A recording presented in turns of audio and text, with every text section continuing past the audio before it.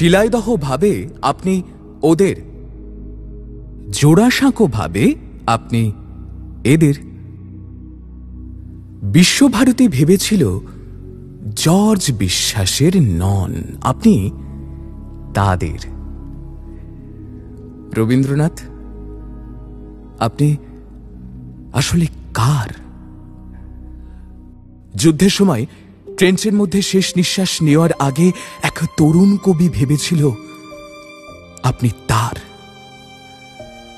বক্তৃতার মাঝে আপনি যখন হঠাৎ মাথা উঁচু করে দাঁড়ান, তখন এক মুহূর্তের জন্য হলেও মন্ত্রী ভাবেন আপনি তার। নতুন বৌঠান, কি কোনোদিন ভেবেছিলেন আপনি তার? রানু, রবীন্দ্রনাথ, আপনি যে ঠিক কার সে প্রশ্নের উত্তর বাঙালি আজও পায়নি।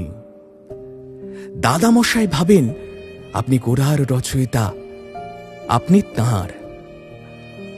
বাবা ভাবেন আপনি বানিয়েছেন শ্রীনিকেতন, আপনি তাঁর।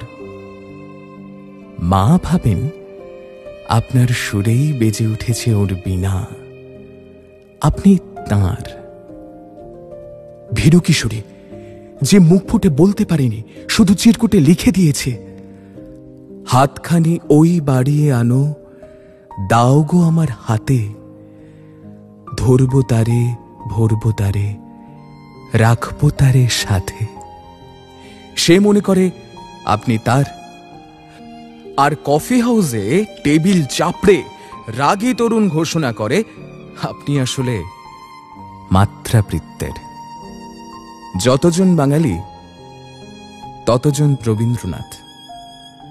শুধু একদিন শিলাইদহের রবীন্দ্রনাথ আর জোড়াসাঁকোর রবীন্দ্রনাথের, বিশ্বভারতীর রবীন্দ্রনাথ আর জর্জ বিশ্বাসের রবীন্দ্রনাথের, দাদামশাইয়ের রবীন্দ্রনাথ আর বাবার রবীন্দ্রনাথের, আওয়েনের রবীন্দ্রনাথ আর মায়ের রবীন্দ্রনাথের, ভীরু কিশোরীর রবীন্দ্রনাথ আর রাগী তরুণের রবীন্দ্রনাথের দেখা হয়ে যায় যেই দিন, সেই দিন 25শে বৈশাখ।